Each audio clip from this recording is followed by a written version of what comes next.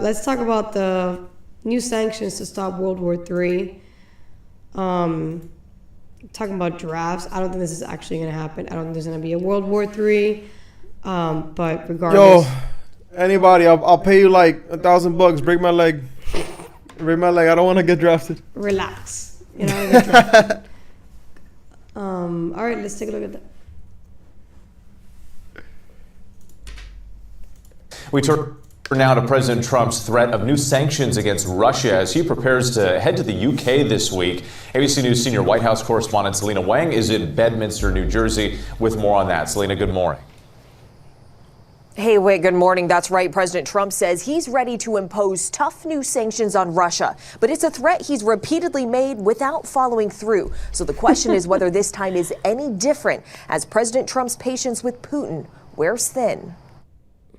President Trump says he's ready to impose tough sanctions on Russia, but only if all NATO allies agree to do the same and stop buying Russian oil. The president posting, "The purchase of Russian oil by some has been shocking. It greatly weakens your negotiating position and bargaining power over Russia. Anyway, I'm ready to go when you are. Just say when." But while Trump has made these threats before, he's never followed through. There's very little chance that those NATO countries that are still buying oil and gas from Russia will cooperate. This is, in a way, a bit of an empty threat. Trump is also calling on NATO members to impose tariffs of 50 to 100% on China. But he's never followed through. Saying China has a strong control, even grip over Russia, and these powerful tariffs will break that grip. China's leader Xi Jinping hosted Vladimir Putin in Beijing just over a week ago, deepening ties between the two nations. Trump's latest demands come just days after the NATO alliance scrambled fighter jets to shoot down more than a dozen Russian attack drones that violated Poland's airspace. Trump suggested the drone incursions could have been a mistake, but Poland insists it was deliberate. And now, fueling even more concern for NATO allies, Russia and Belarus kicking off major joint military exercises on NATO's doorstep, a show of force close to the Polish border. The president asked whether his patience with Putin is running out. Yeah, it's sort of running out and running out fast, but it does take two to tango. It's amazing. When Putin wants to do it, Zelensky didn't. When Zelensky wanted to do it, Putin did. Now Zelensky wants to, and Putin is a question mark. And President Trump heads to London this week, where UK leaders are expected to press him on this issue. Trump's summit with Putin last month was billed as a step towards peace, but since then, Putin has only escalated the war. Gio? Okay, Selena, thank you so much. Let's go ahead and bring in. All right, cool. All right, so I think what he's doing is exactly what he said he's doing.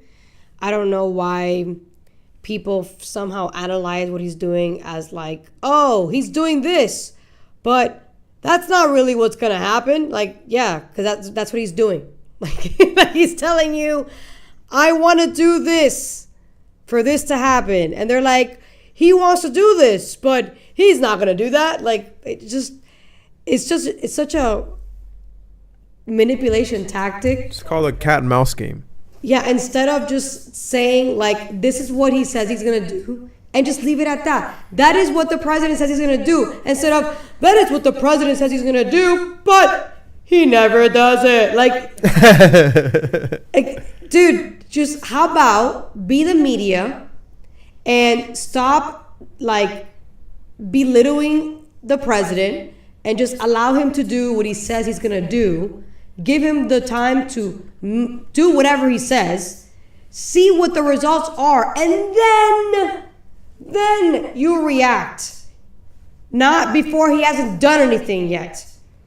You know? They can say whatever they want. Actions. No, they can't. That's the problem. They cannot say whatever they want because they are a news network who gets a license from the federal government to give us news. And what they're doing is they're giving us... No, but I'm not saying they can do whatever they want. I'm saying they can say whatever it is they want to say. But at the end of the day, that's what I'm saying. The actions... But they do it anyway. Doesn't change the fact that they shouldn't. Just because you say they can't doesn't mean they're not going to. They do it anyway. Point. But the fact is, they're going to do it whether you like it or not.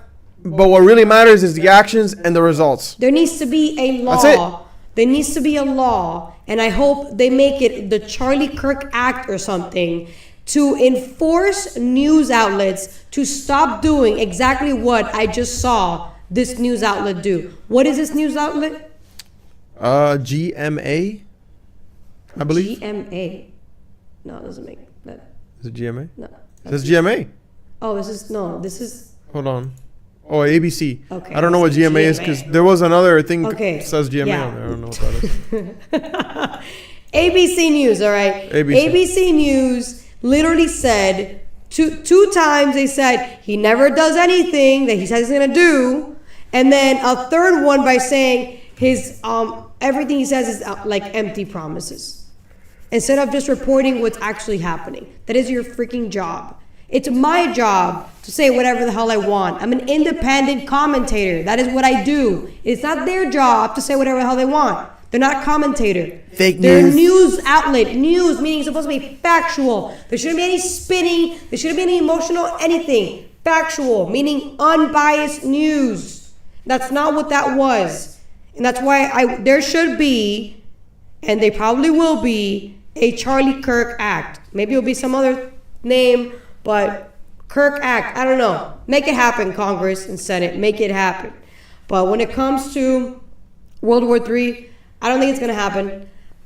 Again, the future looks bright. I am always going to think positively. I'm not going to think negative, no matter how dark it may seem in the moment. I don't think there's going to be a World War III, because that would mean I'm not seeing the light. I'm not seeing the light at the end of the tunnel. And because I do, there's not going to be a World War III.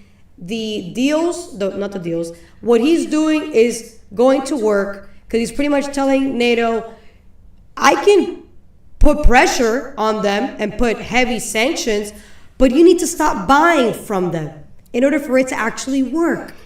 We weaken their economy, and we can actually deter them from continuing this war.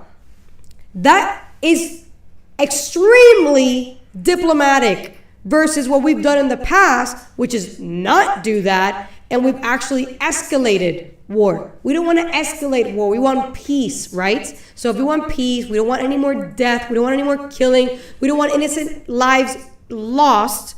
We need to strive for an approach that's not going to escalate anything. I want peace. You want peace. So don't believe there's going to be a World War III.